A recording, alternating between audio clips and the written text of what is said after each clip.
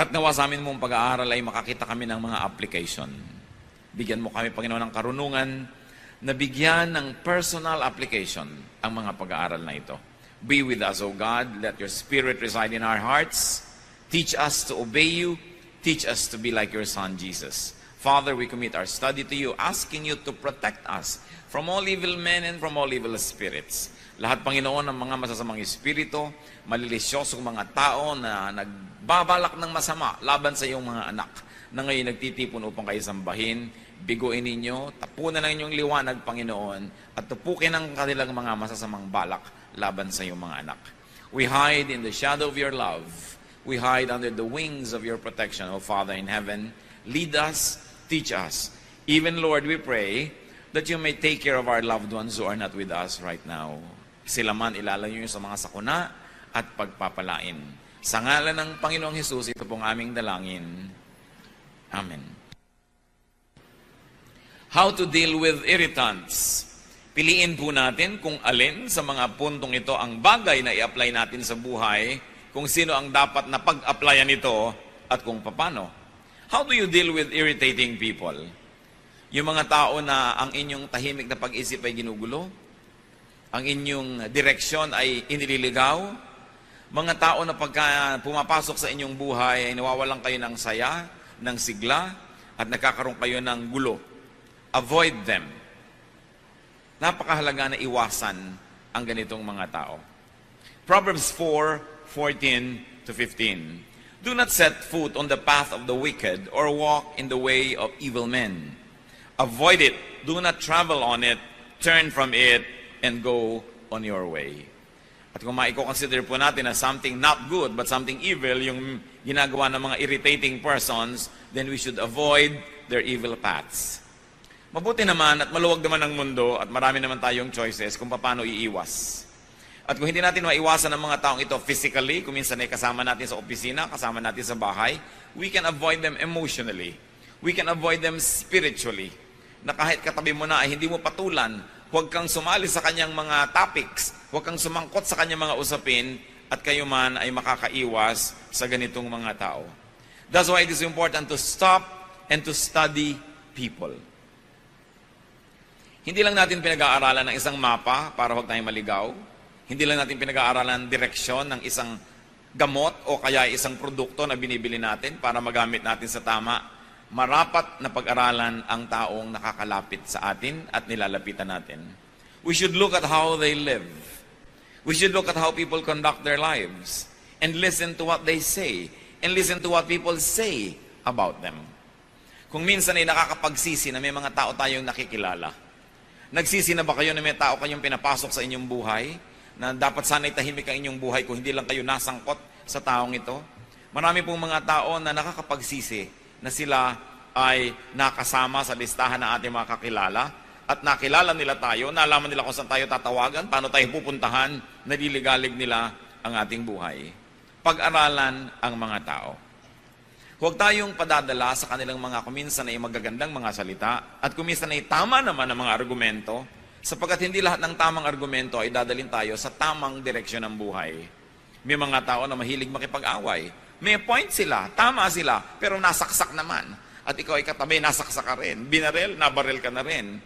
Tama nga ang point nitong ayaw suklian ng driver ng jeepney. Nakipag-away sa halagang 50 centimos, nadamay ka rin. Tama nga ang point ni ganito, tama nga ang ganon. Pero hindi po lahat ng tamang punto worth it na ipagyera eh. Do not stop at every station. Do not take every argument. Do not go into every battle. Sapagkat napakaraming dapat na magbubuting gawin sa buhay, limitado ang ating oras at panahon, at pag inubos po natin ang ating oras at panahon sa mga gyerang hindi naman dapat, nawawalan tayo ng panahon para doon sa mga gyerang dapat nating pagtutukan ng pansin. May mga tao are very particular. They will always find fault. They will always criticize. They will always have something to say. Don't have anything to do with these people because they're always courting disaster. Kung ang pinakamatataas na puno ang siyang tinatamaan ng mga kidlat, yung mga taong mahilig magreklamo at gumawa ng gulo, ang tinatamaan ng mga bala. Kaya kailangan na hindi tayo laging sumasali sa kanilang buhay. Proverbs 20 verse 9, avoid a man who talks too much. At hindi sinasabi who talks too much lies. Kahit totoo ang sinasabi ng isang tao, kahit may point, if he talks too much, sooner or later, he will make enemies. Ang isang taong lagi na lang may comment, lagi na lang may sasabihin, lagi na lang may pintas, kanino man, hindi yan magkakaroon ng maraming kaibigan, magkakaroon ng maraming kaaway. At kung siya'y kasama nyo, ang kaaway niya ay nagiging kaaway nyo rin. 2 Timothy 2:16, avoid godless chatter, because those who indulge in it will become more and more ungodly. Huwag daw na tayong sumasali sa mga hindi makadiyos sa mga usapin, kahit pa nga ang pinag-uusapan ay Diyos.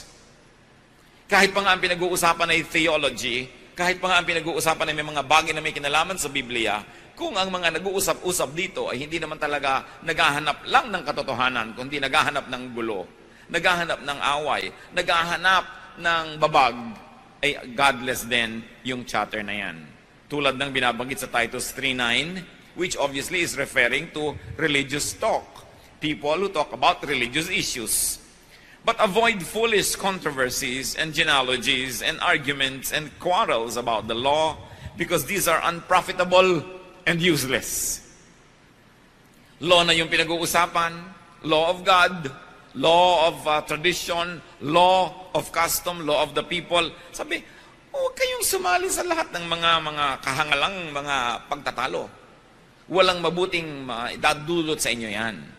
Bakit po ba tayo nag-aaral ng salita ng Diyos? Di pa upang maging mapayapa ang ating buhay?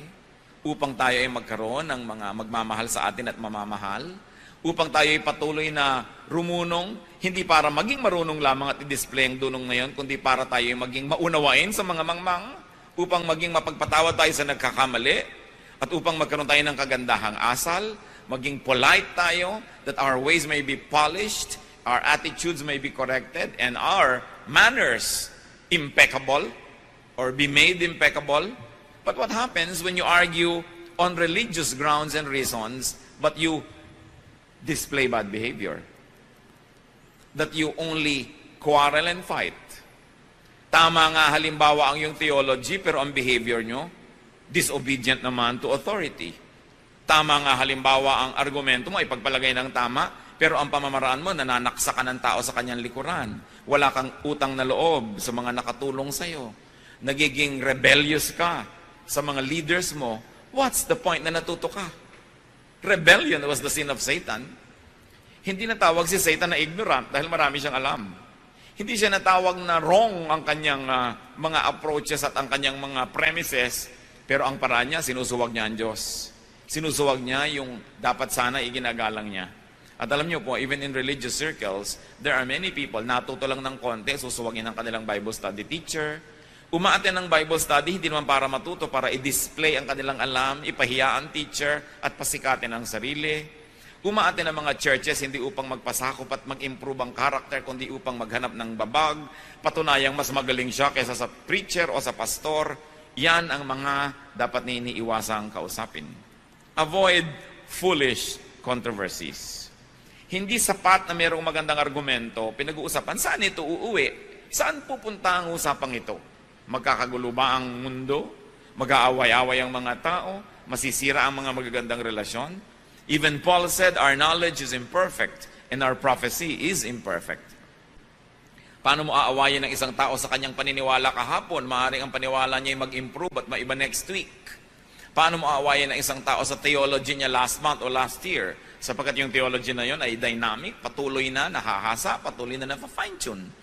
Sabi ni Paul, our knowledge is imperfect and our prophecy is imperfect. But when the perfect comes, the imperfect will pass away. So bakit mo gegerahin yung imperfect kung imperfect man yon? Dahil kaya perfect ka at siya ay imperfect, kaya gusto mo siyang awayin. Kaya sabi, iwasan ninyo ang ganitong uri ng mga pakikipagtalo.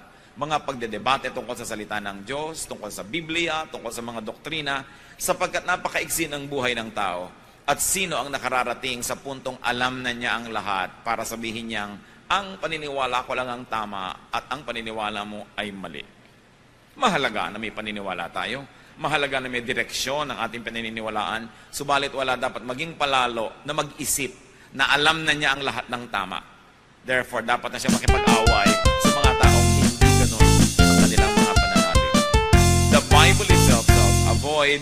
foolish controversies. So avoid people who always and often get into trouble. Avoid people who always get into quarrels, who are involved in many bickerings. Kaya kung minsan, nagka-girlfriend ka na bungangera at palaaway, nadadamay ka. Inaway niya isang babae, yung boyfriend ng babaeng yun, inaway ka rin dahil ikaw ang boyfriend niya, gumulo ang buhay mo dahil sa babaeng ito. Kung minsan naman, tahimik na tahimik ang babae, ang naging nobyo mo ibasagulero, mahilig makipag-away, nadadamay at nadadamay ka. Proverbs 12:26, a righteous man is cautious in friendship, but the way of the wicked leads them astray. Ang taong matuwid ay maingat sa kanyang pakikipagkaibigan. Sapagkat pag tayo nagiging kaibigan ng sino man, ang ating resources ay nagiging resources niya. At kuminsan yun lang ating presence ay nagiging lakas ng loob niya para mag-isip na marami siyang kakampi.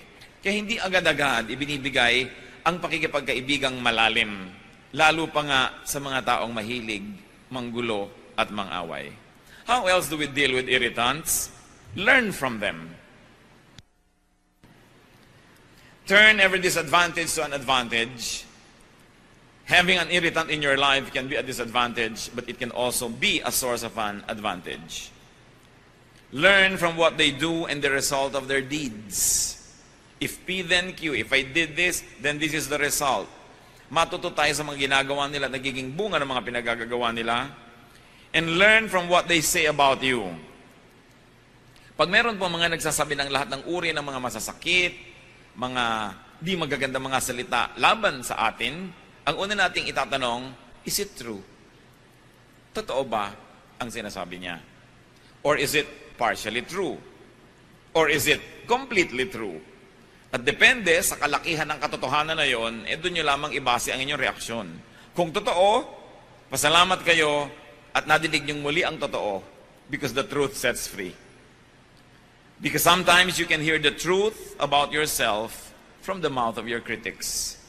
Even from the mouth of your enemies. Kamisan yung mga taong nagmamahal sa atin, mga kaibigan natin ay nabulag na yan sa ating mga kapintasan, tinanggap na nila, minahal na nila tayo, so hindi na tayo matutuwid. Pero pag nakinig ka sa mga sinasabing kapintasan mo ng isang kaaway, lalo totoo, ang totoo noon ay magpasalamat ka at naaalala mo ang mga katotohanan hindi maganda tungkol sa iyong sarili, may benefit din yun. Bagamat masakit. Si David, yung kanyang commander na si Joab, siya ay kinriticize. David was criticized by his commander because David had a son, Absalom, who rebelled against him and who fought his army. At nung napatay ng army ni David yung anak niyang si Absalom, ay pinagluksa ni David si Absalom, nagtampo ang kanyang hukbo. Sabi niya, at sa lagay pala, ipinagluksa niya yung kalaban natin na naman napatay natin. So mamabutihin pa niya na tayo ang mapatay ng anak niya na lumalaban sa kanya dahil ipinagluksa. True or not, valid or not, sumama ang loob ng kanyang mga hukbo at kinriticize ni Joab ang kanyang hari na si David. That kind of criticism was valid because the point being raised by these people was valid also. So what's important? Listen, study, and observe everything. Tingnan natin, bukas ang ating mata. Sabi mo, itong kasama ko na to, saan niya ako dadalhin? Itong kaibigan ko na ito, itong groupmate ko na ito, itong aking kabarkadang ito, saan niya ako dadalhin? No? Observe anything. Matthew 24:32, now learn this lesson from the fig tree. As soon as its twigs get tender and its leaves come out, you know that summer is near. So pati mga ginagawa ng isang halaman, lumalabas ba ang dahon niya o hindi, ay dapat bantayan sapagkat ay maraming kahulugan at maraming relevant sa buhay ng tao. Kaya dapat inoobserbahan. At kung halaman na hindi naman niya kaya maglakad, ay inoobserbahan lalo ang tao na pwede maglakad, pwede magbuhat ng kanyang kamay laban sa inyo, pwede mag-convince sa inyo na dadaling kayo sa mali. Obserbahan lagi ang isang tao. Hindi lahat ng tao na napagkatiwalaan na natin ay patuloy na dapat pagtiwalaan. Kahit sa mga organisasyon. Maraming mga tao magsisimula, malinis ang hangarin, malinis ang gawa, malinis ang pamamaraan. Subalit oras na siya ay napagkatiwalaan na, di man niya balak nung una na maging marumi, sapagkat pinagkakatiwalaan na hindi na siya naitutuwid, hindi na siya nababantayan, hindi na siya na-check, nagsisimula na siya ngayong maging marumi. At hindi natin alam na yung palang taong ito na pinagtiwalaan natin nung araw dahil malinis ang pamamaraan ay ubod na pala niya ng dumi, pero patuloy pa rin natin pinagtitiwalaan dahil sinusukat niya doon sa dati na nating nalaman noon pa na nagbago na palang matagal na at hindi na pala siya yon. Kaya pati ang pinagtitiwalaan natin ay patuloy nating nire-review kung dapat pagtiwalaan, anong degree ng pagtitiwala ang dapat. Kaya nakikita nyo kami sa inyong mga corruption sa mga opisina, corruption sa mga pamahalaan, corruption sa negosyo, corruption kahit saan. Nung una, wala naman eh. Nagtiwala ka na ng tiwala sa iyong katiwala, yung pala naging katiwaldas na. Nagkatiwala ka na ng tiwala sa inyong bantay, naging bantay sa lakay na pala ito. Sapagkat ang tao ay pwede magbago. At ang isang nakakalungkot, pati ang Diyos, nung tiningnan niya ang mundo, nung pamansimula sa Genesis, ay nalungkot siya. Sabi niya, ba't nga ba ang mga taong ito ay nalikha pa? Wala na silang alam, wala na silang inimbento, kundi mga kaguluhan at mga kasalanan at mga karumihan. Bata man at hindi nyo bantayan ng lagi, sa unay tama ang ginagawa niyan, pero pag nalaman niya hindi nyo binabantayan at may ginagawa siyang isang kabalbalan, tapos hindi siya naitutuwid at napapalo, gagawin niya ng gagawin hanggang palalayan ng palala.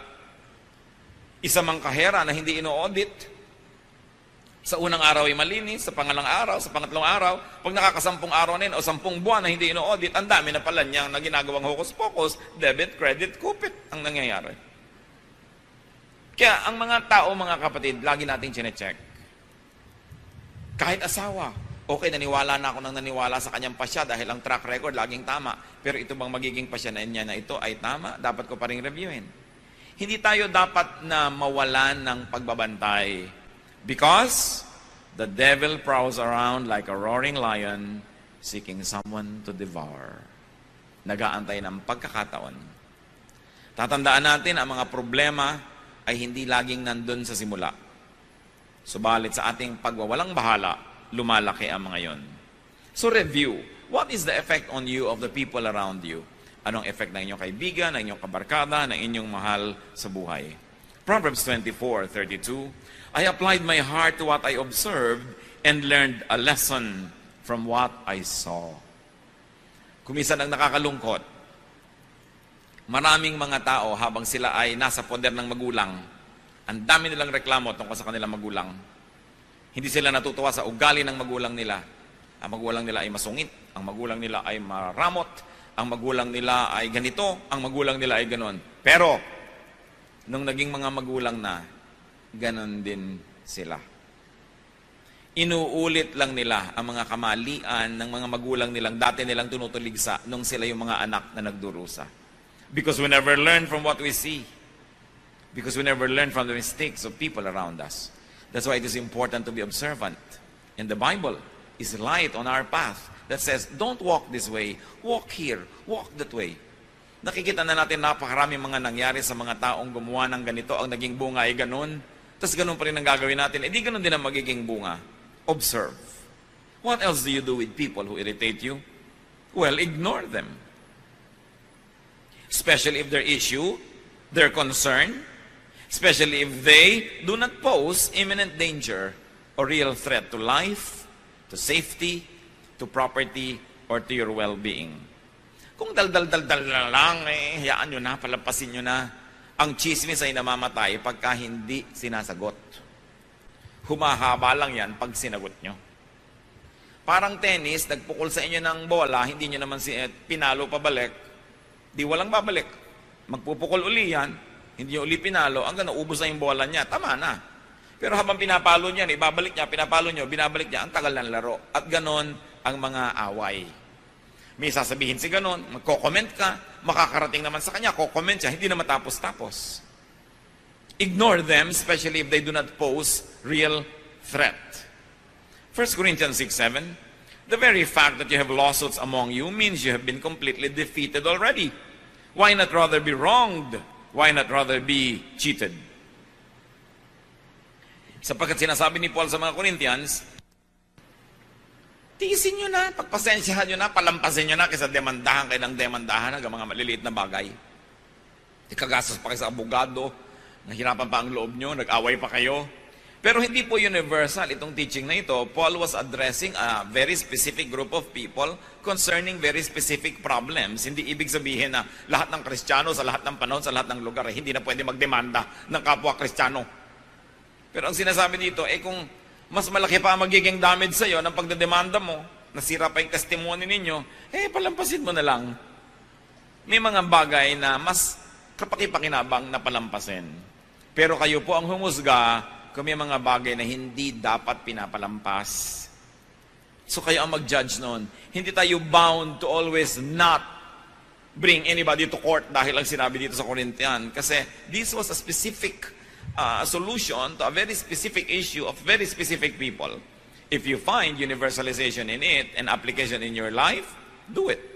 But if you think that it will really damage other people and more people and it will not really bring out the truth to just say, bahala ka na, hindi na kita papansinin, kayo magpasya nun. Kailangan nating ipanalangin niya ng mabuti. Kung minsan naman kasi, yung pagod natin sa pakikipaglaban, higit mamang mahal kesa doon sa premyo ng pananalo. Kaya dapat nag-iisip din tayo na it's not worth it. A major train does not stop at every station. Pinipili niya kung saan siya titigil.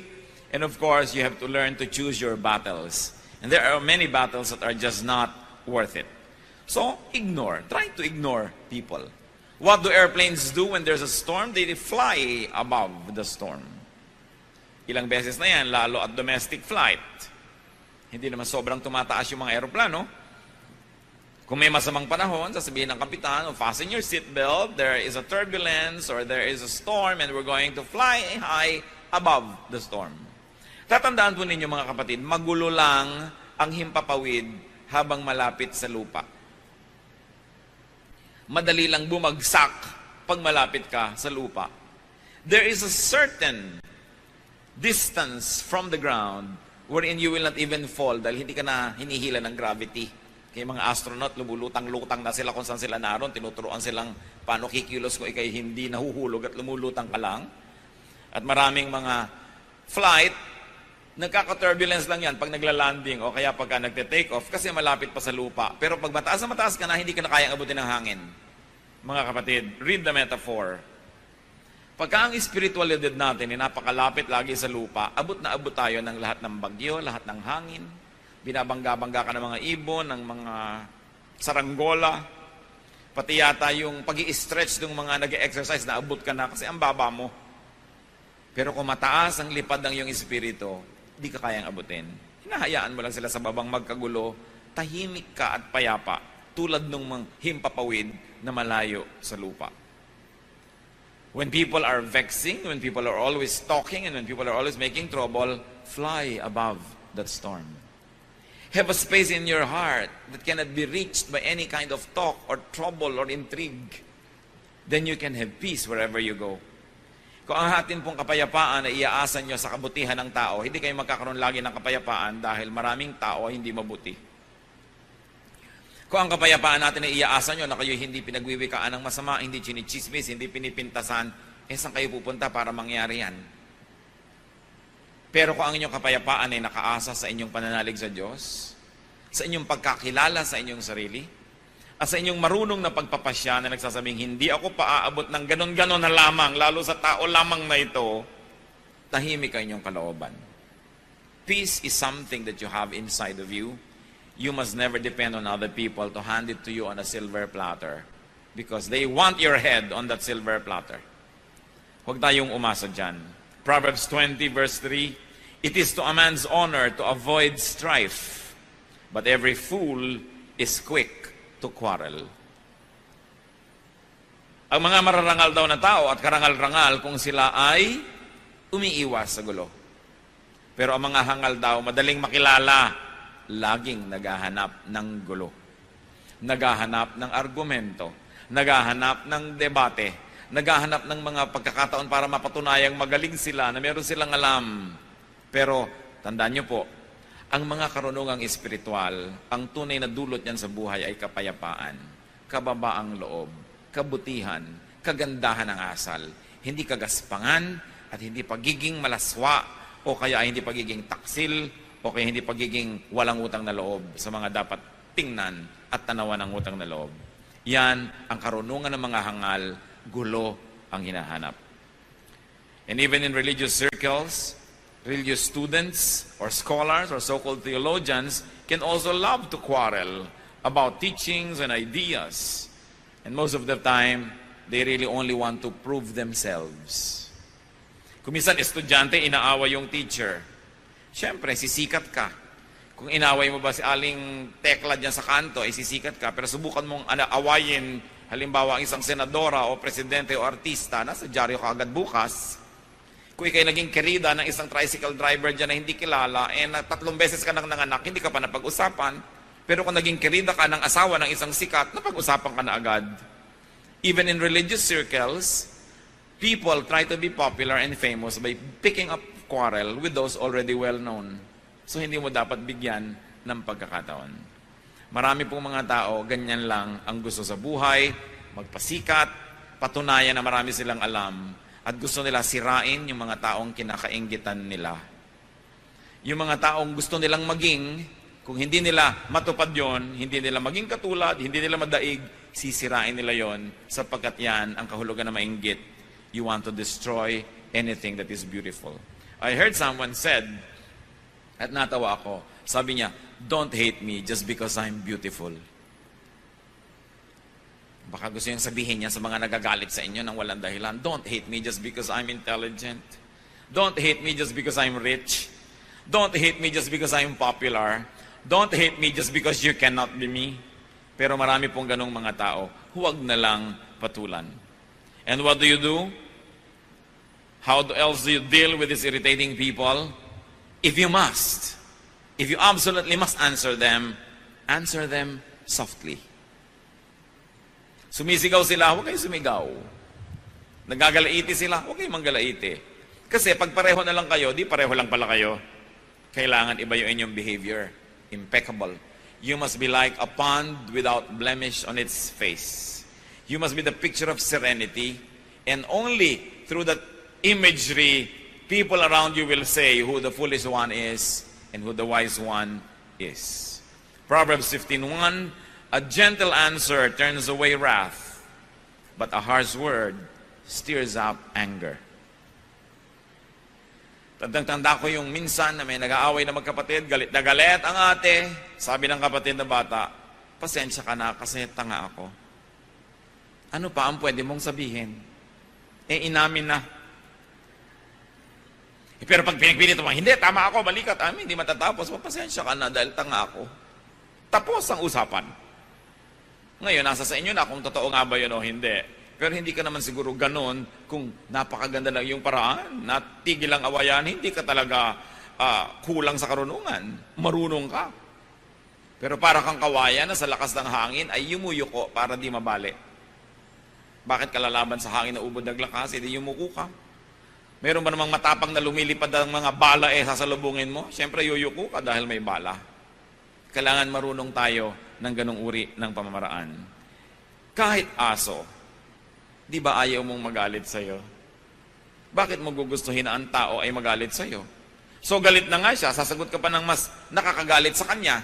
Kahit pa mali siya at binaril ka niya at namatay ka, nakulong pa siya, pero patay ka na rin. So bakit mo gagalitin ang isang aso? So kung maaari mga kapatid, huwag nyo rin gagalitin, lalo na ang isang tao. Lalo, galit na nga siya. Pag galit na, huwag nyo na salubungin. Kahit pa kayo tama, magigilang pareho kayong mali at the end of the day. Because maglalabanan kayo ng palakasan ng boses, palakasan ng katawan, mamaya talagang physical battle na yan. Through a kind answer, you take the wind from their sail. Mawawalan sila ng dapat labanan. So, do not deal with an enemy when very angry. Either the enemy is very angry or you are very angry. It's not the time to settle scores. It's not the time to deal with an enemy. It's not the time to answer a difficult question. Because angry people suffer from momentary craziness. Nagkakaroon ng imbalance ang utak, and people become at least temporarily insane when they are very mad. At masisira ang lahat ng ating diskarte. Pag galit na galit ang tao, huwag niyong harapin, Pag galit na galit kayo, huwag kayong humarap. Magpalipas ng panahon. Ecclesiastes 7:9, do not be quickly provoked in your spirit, for anger resides in the lap of fools. Yan daw, nakakandong sa mga hangal, yung pagka mainitin ang ulo, pagka magagalitin. Anger resides in the lap of fools. So a wise person will not be easily provoked. Pinoprovoke ka na nga, hindi mo pa pinapatulan. Because that is a measure of your very well-polished humanity and spirituality. At kung minsan ginawang ka ng masama, dahil pinatulan mo at masama na rin ang iyong ginawa, nauna siya, nahuli ka, ang nakakalungkot nun, ikaw pa ngayon na nagsosorry. Naranasan nyo na ba yun? Nang ginawa kayo ng mali, pero sobrang mali ang reaksyon nyo sa maling ginawa niya, na pag tinimbang yun, mas mali na tuloy kayo pa kayo nagsosorry. Samantalang kayo yung unang nasaktan at unang ginawa ng mali. So, avoid having to say sorry by not doing anything you will be sorry for. How else do you deal with irritants? When you can and it won't cost you so much, give them what they want. Sa mga inggit ka sa buhok ko, halika! Sa'yo na tong buhok ko. Gustong-gusto mo ang ganito ko? Sa'yo na. Yun naman, kung hindi naman kayo sobrang malulugi, bigyan nyo na. Matahimik. Kasi kung minsan mas mahal pa yung lumalabang kayo, bigyan nyo na. Romans 12:30, if your enemy is hungry, feed him. If he is thirsty, give him something to drink. In doing this, you will heap burning coals on his head. Now, let's explain this. Sabi, pagkanta yung kaaway may nagugutom, pakanin mo, siya inauuhaw, painumin mo, at para nang pinutungan mo siya ng mga naglalagablab na baga at pagkainit-init na mga uling. No? Akala nung iba, sige, sadistahin mo, lagyan mo siya ng baga sa ulo. Alam niyo po, wala namang araw, nung araw, walang posporo. Ang bahay ng mga Israelites dapat laging may apoy. Kasi pag magluluto sila, saan sila kukuha ng apoy? So dapat lagi may apoy yung kanilang maliit na lamp. Okay? Kaya isang malaking kapintasan ng isang nanay ng tahanan na ang kanyang ilawan ay namatay dahil naubusan ng langes. Kaya ang description doon sa babae sa Proverbs 31, yung kahangahangang babae, her lamp does not go out at night. Diba? At saka yung sinabi yung mga foolish virgins na ubusan ng langes ang kanilang ilawan, napakalaking kapintasan. Ngayon sabi, kung ang iyong kapitbahay ay kumakatok sa'yo, nangihiram ng baga ng kalan mo, dahil yung kalan niya ay nanlamig na't namatay na, magluluto siya. Alam niyo naman kasing baga, hipan nyo lang yan, lagyan nyo ng mga kung ano-anong mga tuyong mga dahon-dahon, mag-aapoy na uli. Sabi, may kailangan pala siya, ibigay mo and you will heap burning coals on his head. Because people carried their baggage on their heads, no, in the olden days. And they usually would bring a broken pottery or broken jar on their head. Doon mo ngayon ilalagay yung hinihingi niyang baga. So you will heap burning coals on his head. Hindi para mainitan siya. Ang ibig sabihin nito is not to torture your enemy. Ito ay quotation kasi from Proverbs 25, verses 21 and 22. But it means, make them grateful.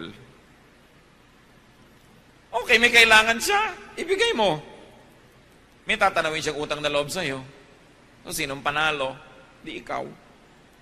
Naabala ka, bumangon ka, binigyan mo siya ng mga baga, nabawasan yung baga mo, pero ano ba naman yun? Meron ka pa naman natira sa bahay mo.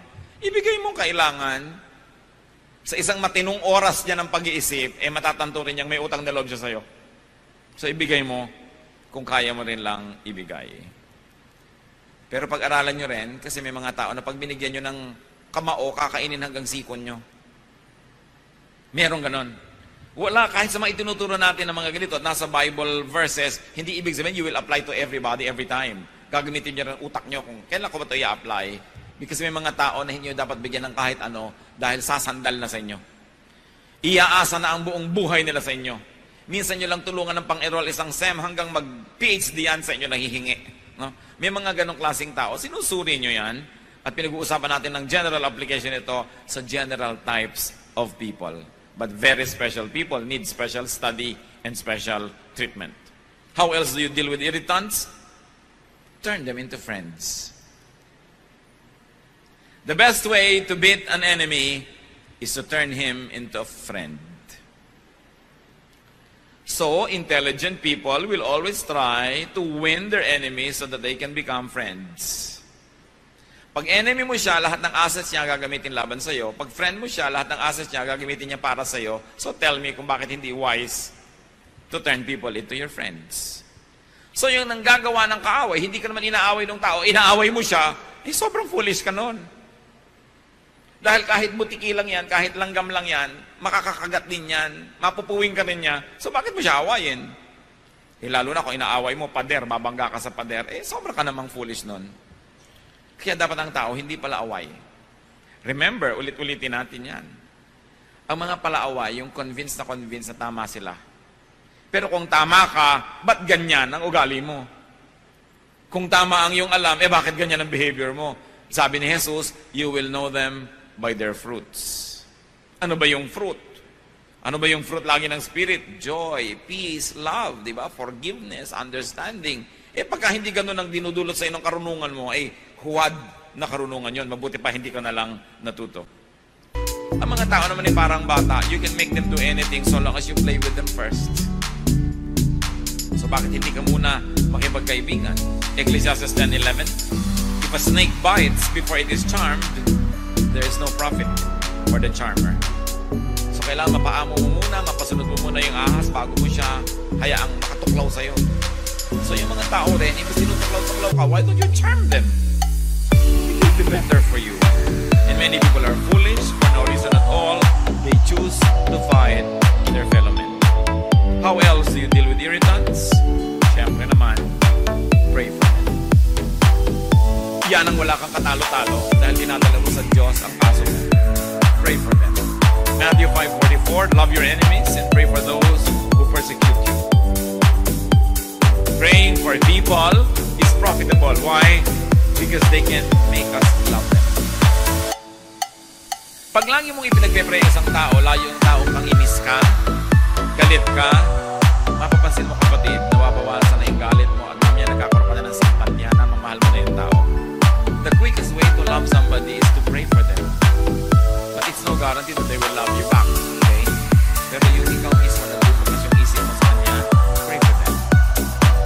And even if you don't fall in love with your enemy or your irritant, praying for people can give us relief. Guminhawa ang iyong loob, lumuwag ang iyong dibdib, gumaan ang iyong panghinga, nakabuti para sa iyo. So ipanalangin mo siya. Philippians 4:6-7, in everything by prayer and petition, with thanksgiving, present your requests to God.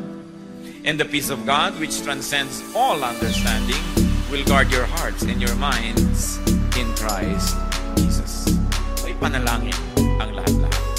And finally, how else do you deal with irritants?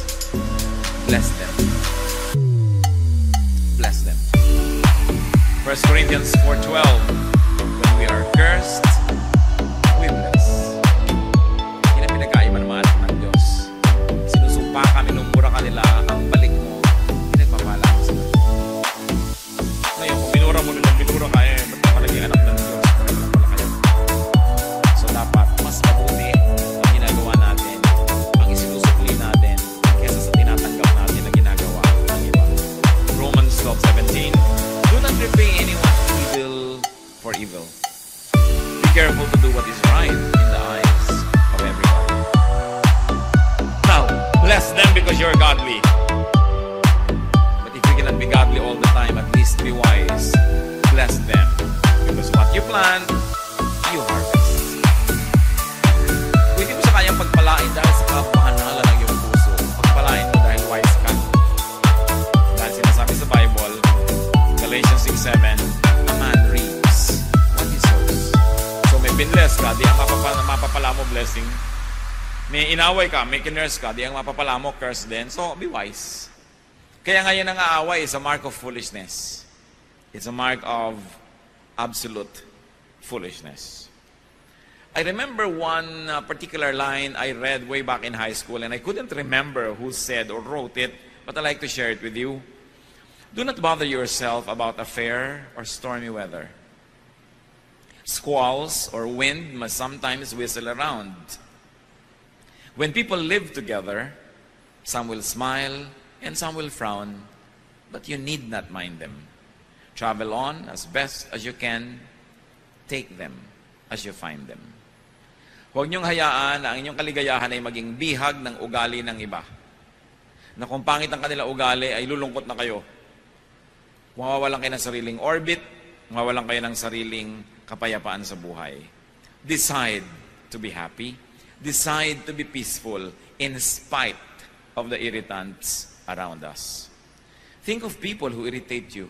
Think of people who bother you and anger you, and apply to them ang mga pinag-usapan natin.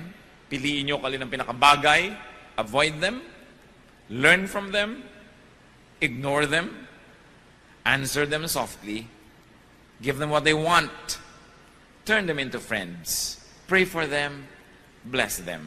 Alin man dyan, hindi kayo mapapahamak.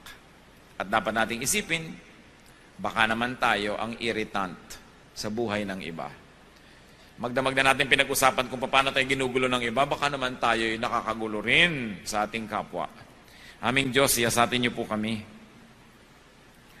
Kung paano po kami nakikitungo sa mga nanggugulo sa amin, at lalong-lalo, siyasatin mo kami kung kami ang nakakagulo sa iba. Tendency na namin, Panginoon, na laging sisihin ng iba kaysa ang sarili namin.